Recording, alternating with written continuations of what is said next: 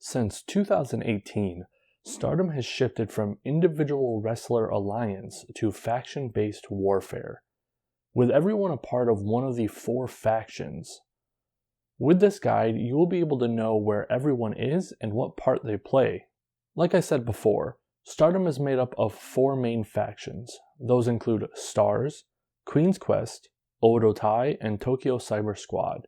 While each of these factions are different, and there are the obvious good guys and bad guys, there are no true heels or faces in Stardom. Everyone just tries to win any way they can, with some being more willing to cheat than others. Stars are the closest to faces Stardom has. While they do some shady stuff every now and then, it's nothing worse than what any other team does regularly as well. They are the bright and cheery group of the promotion. Most of their members are the more popular of the wrestlers, wearing bright colors and brighter smiles. That doesn't mean they don't have their problems though. With wishy-washy leadership, inner turmoil between teammates, and lack of direction, this team could use some work. Maia Ogawa is the founder and current leader of Stars. She is also Stardom's icon. Even though she is the last original member of Stardom left, she has not taken over the position of ace. It would be more accurate to describe her as the face of the company instead. She is regularly being called one of the best women wrestlers in the world. She is considered 1/3 of the Daughters of Stardom, made up of Mayu, Io Shirai, and Kairi Sane. Mayu is known for her insane bumping and selling ability, being untouched by pretty much any other wrestler on the planet. Her character is so fleshed out that many times fans are left wondering what was intentional and what was just Mayu being Mayu. She is forgetful, clumsy, and a bit of an airhead. That doesn't stop her from being absolutely amazing in the ring. Mayu doesn't really tend to have feuds too much. Most of her matches are for a belt or something like that, and not led by bad blood. Even when they tend to not like each other, it doesn't go anywhere as both people move on afterwards. The 2 people she has kept up a steady feud with over her career is Cadet Su and Io Shirai. Io isn't in the company anymore, so it doesn't really matter, but anytime Mayu and Cadet Su are in the ring, you know things are about to get heated. Most likely Mayu is going to be hanged. Mayu, being the last original member of Stardom, has won many accolades over the years. The most prominent being that she is the only person to ever hold both the red and white belt at the same time, an honor that not even Io was able to accomplish. Arisa Hoshiki is a return wrestler, originally debuting alongside Mayu in the first Stardom show. She left Stardom and wrestling shortly after and just recently made her comeback. She is known for her quick movements and insane kicks. At one point in her life, she was a legit kickboxer. She was able to implement that knowledge and training into making her kicks look especially real and devastating. Her Brazilian kick is a very protected finisher at this point, meaning if you get hit with it in a singles match, you are pretty much guaranteed to be pinned right after. While a great wrestler in that aspect, her stint away has left her with some faults. She tends to have trouble with pacing in singles matches. She does great in tag or 6-man matches when she has smaller condensed moments, but in singles matches she struggles. She is also the most smiley person on the roster, always having a smile on her face. She has the personality of trying to enjoy everything. Very rarely she looks agitated or upset with someone or something. With her being so new, she doesn't have many feuds or anything right now, except 2 people. She recently started what I call a life feud with Hazuki, a feud that really doesn't have a reason outside they just don't like each other. The other feud would be with Tam Nakano. But this one is more one-sided. I'll talk about that more when I get to Tam, but for now I'll just say that Arisa likes Tam, but Tam hates Arisa. Speaking of Tam, she's next. Tam Nakano is by far one of the most interesting wrestlers in Stardom. I don't just mean in the ring, I mean outside of the ring as well. She has so many crazy details about her life that looking at her, you're dumbfounded. First off, she knows Kung Fu. She's trained and has practiced martial arts, which shouldn't be too much of a surprise as her moveset is very evident of that fact. Second is that she comes from the world of death matches. Her early career was one of exploding bats and barbed wire. Looking at her now, you can't really imagine this woman hitting people with barbed wire bats that explode on impact, but it's true. Third is that she is an ex-idol, actually being part of a group and doing the whole shebang. The dancing, the singing, she was a legit idol. Last but not least, she is a certified pyrotechnician. She makes fireworks as a hobby. This skill also connects to her death matches days, as she would use her expertise to make the matches better. Being one of the few wrestlers signed to Stardom that started outside of the promotion, she came to be a part of the group, saying it was her dream. After joining, she was quickly snatched up by Odo Tai, becoming a member and adding a lot to the group. During her time in Stardom, she has shown that she is amazing in the ring, on the mic, and charismatic as hell. She hasn't won too many titles during her time there, but that's because she is more focused on Mayu and trying to be by her side at the expense of her own career and opportunities. Saki Kashima is the wrestling move encyclopedia. Her moveset is everything. There isn't a general theme amongst her moveset.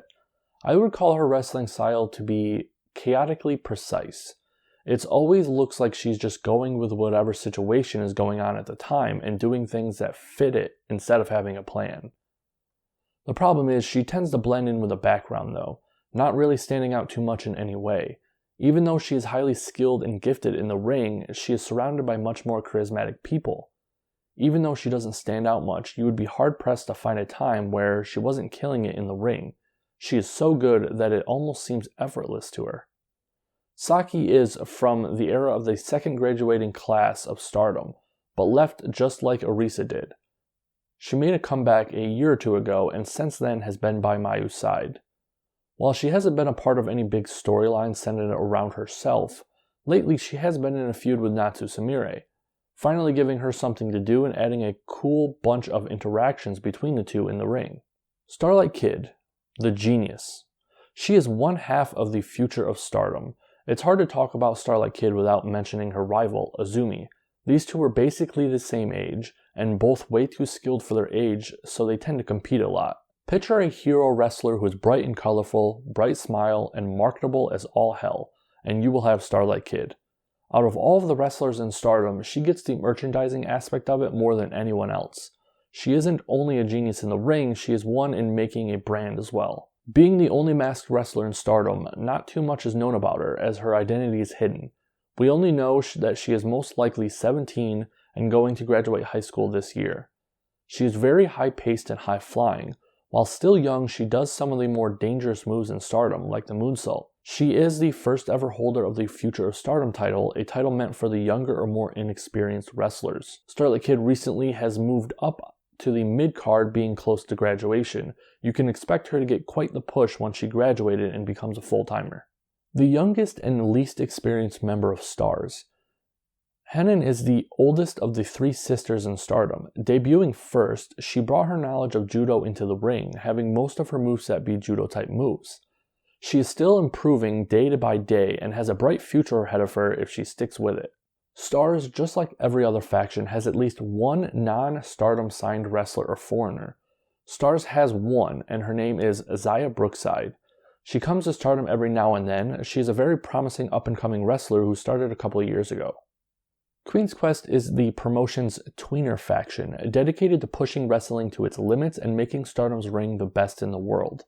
They are made up of young, promising wrestlers whose goals are to be the best. Created by Io Shirai to be a heel group originally, they quickly transitioned into the tweener group we know today. After Io Shirai left for the WWE, Momo Watanabe took over as leader of the group. The ace of Stardom, Momo Watanabe, leader of Queen's Quest and one of the most promising young wrestlers in the world right now. She went from a minor undercard wrestler to putting on the best matches of the promotion for over a year. She made a name for herself for her year-long legendary run with a white belt, where she faced and defeated pretty much every big name in Stardom one by one. She is the Stardom's ace for a reason. She is known for her hard-hitting style and stiffness. She isn't afraid to be beaten up during a match, making for some very high-intensity moments.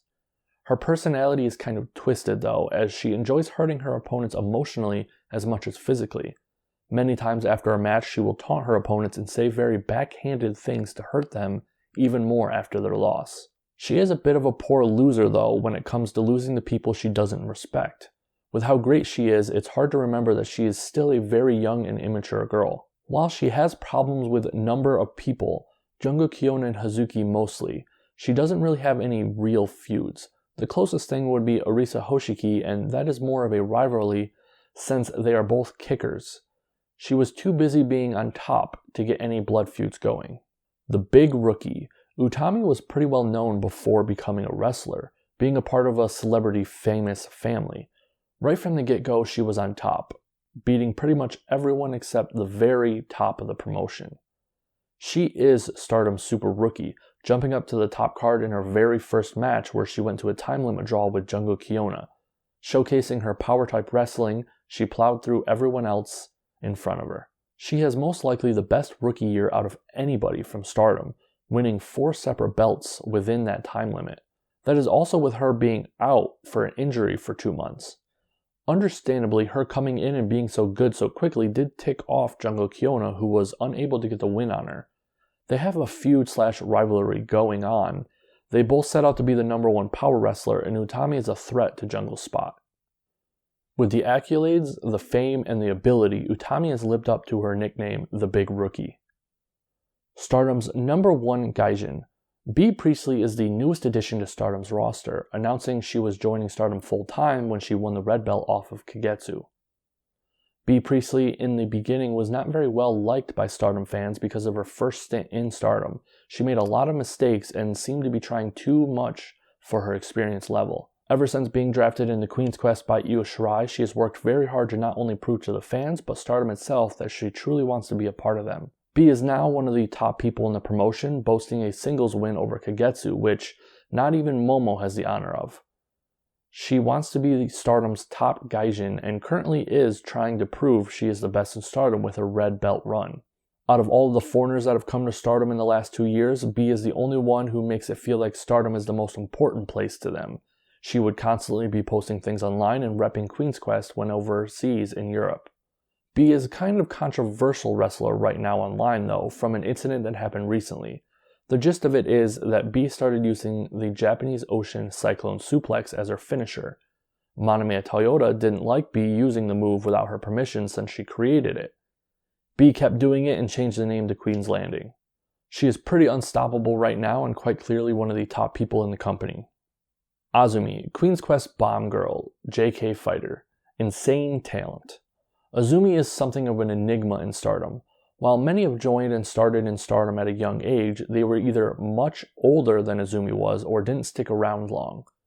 Azumi, believe it or not, is the senpai of Queen's Quest and most of Stardom. The only 2 people signed to Stardom who have more wrestling experience than Azumi is Kagetsu and Maia Ogawa. Azumi is way too good for her age, doing things people twice her age can't do. She is, to a lot of people, one of the most intriguing things about Stardom. Every show you see this 16-year-old girl wrestle better than grown adults. Even though Momo is the leader of Stardom, they have on multiple instances made it seem like Momo gets Azumi's permission or approval on some important decisions that involve Queen's Quest. Best example was Momo saying that she wanted Utami to join Queen's Quest, but it was up to Azumi if she could. Azumi is one of the most passionate wrestlers in Stardom. So much so that Kagetsu herself is so interested in Azumi that she even wishes her own teammate Hazuki would lose the belt to Azumi, since Azumi should be Stardom's youngest high-speed champion in Kagetsu's opinion. Even without the ability, Azumi is one of the most charismatic and best promos in Queen's Quest, giving a personality and identity to the more militaristic, drone-minded faction members. While her goal is to be the youngest ever high-speed champion, that doesn't mean she has never gotten a belt. She's actually a 2-time Artist of Stardom title holder. She is an important part of Stardom's future and forever connected with the previously mentioned Starlight Kid. Her only other feud is with Natsu Sameera, as Sameera doesn't like how disrespectful and bratty Azumi is, while Azumi doesn't like how much of a noisy grandma Sameera is. Stardom's Lionheart, Leo Onozaki, recently picked in the draft by Momo. Lots of people online seem confused by the pick. At the time of this video, Leo has not gotten a single win in her year of wrestling. I believe she had potential though, and that people were jumping the gun too early on her, which turned out to be the right assessment, as since her transfer to Queen's Quest, Leo has improved tremendously. Going from an idiot who would hurt her teammates while thinking she was helping, to a legitimate wrestler who has put on enjoyable and decent matches with upper card wrestlers. Her style is kind of unique in Stardom at the moment, with a lot of momentum-based moves and elbows. All the strikers in Stardom are kickers, so it's fresh to have someone use elbows instead. She is still a rookie. She was actually out a considerable amount of time from injury, so she doesn't have as much in-ring experience as people tend to think. Hina is one of the 3 sisters in Stardom, and one half of the twins. She is the least impressive of the 3 in the ring, but improving fast. The same as her older sister Hanan, Hina uses a lot of her judo background in their matches. Right now, there isn't too much to her, as she doesn't have any feuds or rivals, but she did have a small character arc where she cried and was sad to be separated from her sisters during the draft. She is very young, around 12 or 13, so don't expect too much out of her right now. See her as more of a journey, watching her progress. Just from her small time in Queen's Quest, she has already gotten better. Not to mention, she currently has what's, in my opinion, the coolest outfit in Stardom. While Viper technically belongs in the non-Stardom members section, Viper has been a common wrestler for Stardom for a couple of years. She is about as part of Stardom as a foreigner can be without moving there and signing like Bea. She is one of the most dominant people in the promotion, rarely ever being beaten, and even then, either by non-clean means or by a top person. She is a very large woman who uses her size as an advantage in Stardom. She isn't like some of these other large women though. She can actually wrestle. She is really great, and she is a perfect example of how to do a big wrestler. There is a chance that with her signing to NXT UK that she might not show up as much as she used to, but she said that she will be back, so expect her to return one day and join her faction members in Queen's Quest once again. The only other member who I feel didn't really deserve to be outside of the non-Stardom member section is Chardonnay. In the beginning, when she was recruited by EO during the first draft, she seemed like a good fit. She was a good wrestler and seemed glad to be a part of Queen's Quest. Since then, she is almost never there. I think she returned one more time since then, and that was it. It was actually very surprising that Momo still chose her during the second draft, since her presence in Stardom was almost non-existent. Odotai is not really a heel group, but the closest thing the promotion has to a heel group. They would be about 3/4 of the way to heel from tweener. The reason for this is that they are way too likable and enjoyable to be true heels. They are lovable rapscallions, too enjoyable to hate. Their leader and one of the best wrestlers in the world, Cadet Su, has kind of shifted back out of focus lately. Her role went from being a kooky leader to being a kooky leader who acts like she is trying to please everyone in her faction too much. While technically a good leader, Kagetsu has on numerous occasions gotten Odotai into situations that seriously hurt the faction as a whole. She is also obsessed with Mayu and Azumi. The first one is her having fun wrestling Mayu, and the Azumi session is because of her respect for Azumi's passion. While she does cheat quite a lot, her moveset isn't exactly the one of a heel. She uses many big moves like the 450 splash and Samoan driver. Even after all this time, as the leader of the bad guys of Stardom, she never really got a serious feud. She was too busy messing with Queen's Quest as a whole to really ever develop a personal grudge. Kagetsu is also one of the few people in Stardom who started somewhere else and later joined Stardom. Since signing, she has had a year-long reign with the red belt. Backstage, she has become someone with a lot of influence, taking over the role of main trainer for the trainees after Fuka retired. Regardless of her opponent, when she's in the ring, you are guaranteed a great time. The current high-speed champion and part of the next generation of great wrestlers.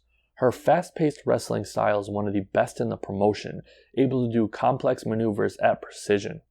Until being drafted to Odotai early 2018, Hazuki never really had a place in Stardom, always just following someone else. Now she is a singles belt holder and a prominent threat on the card, having wins over some important people. Her uncaring attitude towards the belt she holds also makes her stand out since everyone else treats their belts like a treasure. Newer fans might not be aware that she is actually more daring than she appears, attempting to add the shooting star press into her moveset as a finisher. After botching it twice in a row and basically landing on her head both times, someone backstage forbid her from doing it again. Hazuki right now, more than anything, is known as a person who brought legitimacy back to the high-speed title. Over the years of Odotai, With each new crazy person, no one could have guessed that they would pale in comparison to this crazy woman. Andres Miyagi is one of those wrestlers who has started outside of Stardom, originally being trained and wrestled in Sendai Girls, the promotion led by the legendary Meiko Satomura. She left and joined Stardom and is now an enigma on the roster. Miyagi is crazy incarnate, but don't let that make you think she can't wrestle. Miyagi is deceptively agile, really strong, and her charisma is off the charts. Being one of the newer additions to the roster, she hasn't gotten any belts inside Stardom yet, but with how great she is, it's only a matter of time until it happens. Nasco Tora is the newest member of Odo Tai and was once best friends with Jungle Keyonna. She turned her back on Jungle and joined her new team. Since then, Natsuko has kind of risen up the card and down the card at the same time. Now she seems to be going toe-to-toe with Jungle, but at the same time seems less likely to advance than she was in John. She seems to be in a transition period, where she will debut a new look and feel soon. Natsuko has a pretty bad attitude, so over time she has gotten into a lot of little feuds. Right now, she currently has two very big feuds, the one with Tam and her feud with Jungle now. Every time these two are in the ring together, they try to forearm each other's heads off. While Sameera is not signed to Stardom, she might as well be. She is at pretty much every single show and holds a big part in storylines over the years. Sameera is, through and through, a comedy wrestler. This isn't an insult. Comedy wrestlers are just as important as the Momos and AJ Styles of the world. To say she is one of the best things about wrestling lately wouldn't be that much of a stretch. While never going to be on top, she is a very important part to Odo Tai and Stardom as a whole. Odo Tai has two other members who are foreigners. Those would be Jamie Hayter and Session Moth Martina. Martina being a comedy wrestler like Sameera, and Jamie being a really great physical wrestler. Out of all of the teams, Odo Tai is the most sound when considering all of the members. I don't know how involved these two will be in the future, but they seemed like they were interested in being involved, at least when they were at Stardom. The newest faction and one of the hottest things in Joshi wrestling right now. Run by Hana Camera, she has brought this team of misfits together to create a super fun and enjoyable group. Tokyo Cyber Squad, or TCS for short, is the largest group in terms of technical members, but most of the members are from outside Stardom. The message and goals of TCS is to shine a light on individuality instead of conformity. Their motto, "Everyone is different, everyone is special," is their way of expressing that. Hana Camera is the daughter of Kyoko Kimura and very prominent and well-known retired wrestler. She has still got ways to go before being great, but she is well on her way there. Using her natural good looks and her insane strength, Hana is able to connect with any crowd. She has what some people like to call the it factor, that indescribable attribute that some wrestlers have that just make them connect with the crowds more easily. For most of her career in Stardom, she was not signed there and instead was signed to Wrestle 1. It wasn't until 2019 that it was announced that Hana was leaving Wrestle 1 and coming to Stardom. With her now being signed under Stardom and being as entertaining as she is lately, it's only a matter of time before she gets a huge push. She might even be being groomed to be the company's next top heel, or as close to a heel as they could have. Her only feud currently is with Kagetsu and Odo Tai as a whole. After turning her back on them and betraying them, she feels the need to destroy her old faction mates. Jungle Keyonna was until this year the leader of her own faction, John.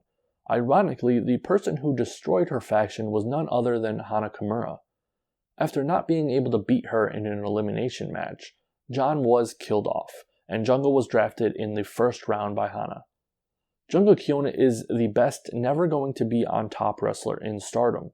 She looks good in victory and defeat. Nothing about her turns you off from her. She is so passionate and lovable that you just can't help but support her. Even being Stardom's #1 power wrestler, she has never been able to make it big. She just can't beat the people above her. And since she refuses to go to the dark side, she is most likely going to be stuck there, always inches away from the top, but never getting there. Jungle's only feuds are with Nasco Tora, her old teammate who turned her back on her, then Utami Hayashishita, whose Jungle is not able to beat no matter how many times she tries. Utami, being a rookie, pushed Jungle over the edge, and Jungle has become obsessed with defeating her. Currently, this still hasn't happened. Konami is well known as being the only student of Asuka, formerly known as Kana. From the beginning, there were high hopes and expectations for her being picked by such a legendary and amazing wrestler. She both lived up to that name and failed to. Her abilities in the ring were top-notch. For the longest time, she was easily in the top of Stardom when it comes to actual technical ability. The problem is that she never really stood out.